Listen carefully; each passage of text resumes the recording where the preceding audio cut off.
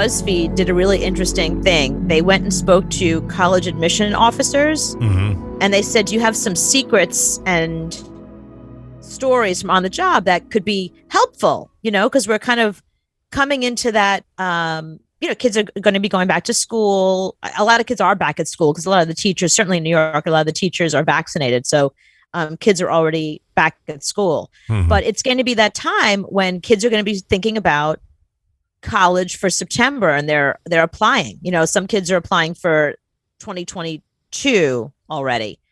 So this is really interesting. So here's some of the admissions people, what they said.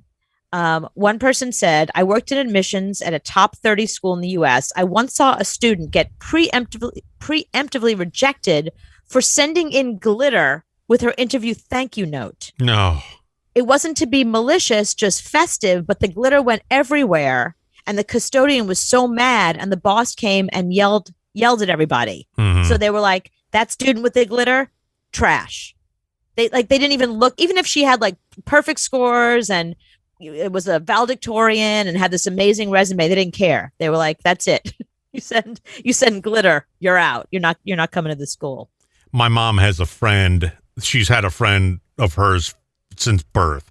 And this lady never forgets my birthday or Christmas. She sends me a card every single year. And every year it's full of glitter. So I just know when I get her card, I open it over the trash. Right. And then read it and then throw it away. Is there money in it ever? There's not money, just a little note about just glitter. And a lot of glitter. And those little is it the happy birthday glitter at least? Is it the birthday glitter? It's the birthday glitter, but then she puts like stripper glitter.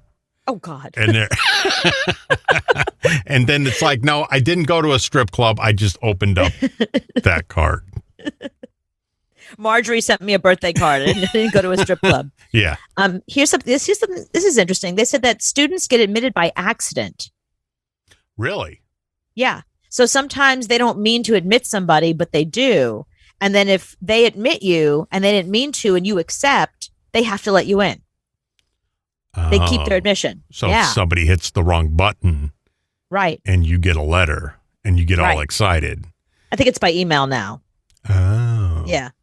Someone else said, be nice to us. We can and will, and they have withdrawn an offer made to you if you swear or make derogatory comments at us. We don't want assholes at our university.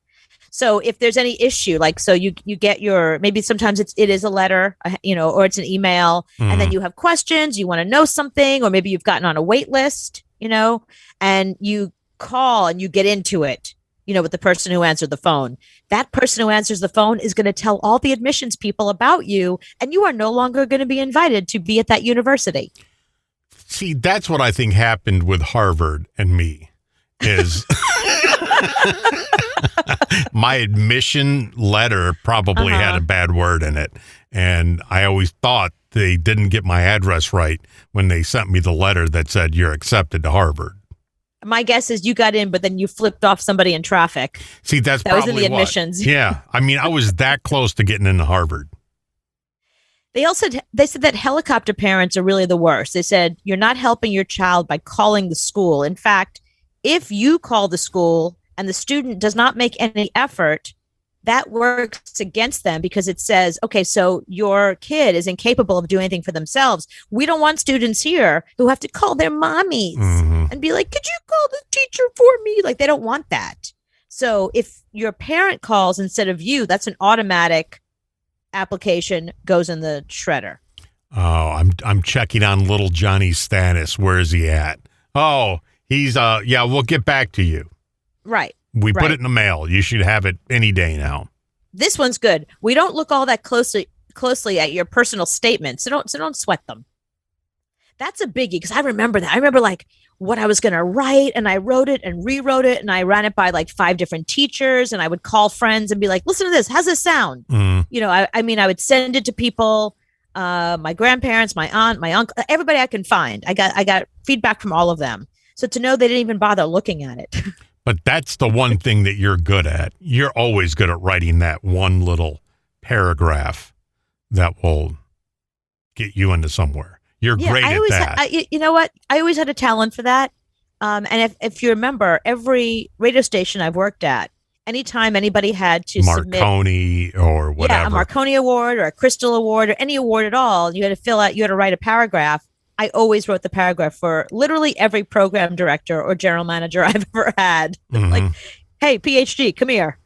Right. And the thing you don't bring your laptop. And the thing you don't know about radio gets an award called the Marconi, which is what you named your dog after. My dog is named Marconi. Yeah. And radio stations love that Marconi Station of the Year. They want to win that award. That's the award they win. But it has nothing to do with anything the radio station did. It's just how well that one paragraph is written. Right. That's pretty much it. Yeah. Mm-hmm. And if you can write that paragraph well, and the station did X amount of things for charity, you're going to win. Right. I've submitted so many of those for so many stations that I've worked for. I'm like, I'm the help. Aren't you the boss? Shouldn't you be writing that? You would do it twice a year at every radio station. I do. I've always have. I've done. And when we had affiliates, remember when we were syndicated, we had a couple of affiliates that called to ask me to help them write those paragraphs. A couple of our PDs at like, they were affiliate. We didn't even technically work there. Uma station was really good this year. It was like letter to Santa. Yeah, it's got to be like 120 words exactly, or some crazy thing like that. Exactly. Yeah, it can't be 119. It can't be 121. It has to be 120 words. Yeah. And you better choose them carefully. Yeah. Mm-hmm. Here's another one. Do your research. So if you're thinking about going to school, grad school, anything, do your research. Is the school you want to attend accredited? Do you know what it takes to start your desired career? Mm-hmm. I can't tell you how many times, this is according to an admissions person, I can't tell you how many times I heard someone who wants to be a psychologist and they freak out when I tell them that they need a master's degree or above plus a license, and they can't believe it. And it's like, but what were you coming here for then?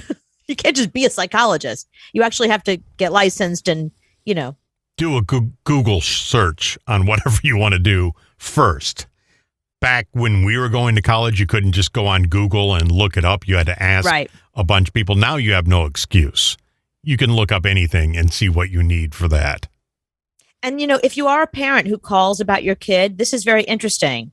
If your kid is 18, it is against the law. It is against the law for admissions people to tell you anything other than to confirm their enrollment. They can't tell you grades. They can't say what classes they're in. They can't say if they're attending or not. They can't. If your kid isn't talking to you and sharing their information, that is your problem, not the school's. So if you're calling the school to find out, unless you think your kid went missing, and that's a whole different category, but the school can't tell you anything about your child other than, yes, they're enrolled here, or no, they're not enrolled here. That's it. Can you pay for your kids to get into college and say that they're on the rowing team when they're not? Only if you're a celebrity, I think. Oh, and can you get away with that? My favorite is like, not only was she not on the rowing team, what would they show? Like a video of her at one of those classes where she had like the rower, like you have at home. Like that your grandma has, one of those rowers. They photoshopped her head on rowing people. Oh, yeah. Right. So. Yeah.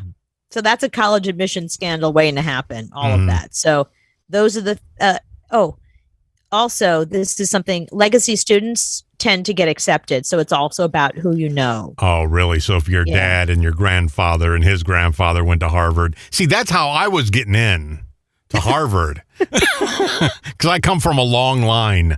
Oh, do you? Uh-huh. Yeah, of Yale and then Harvard as a graduate. So I was trying to get in.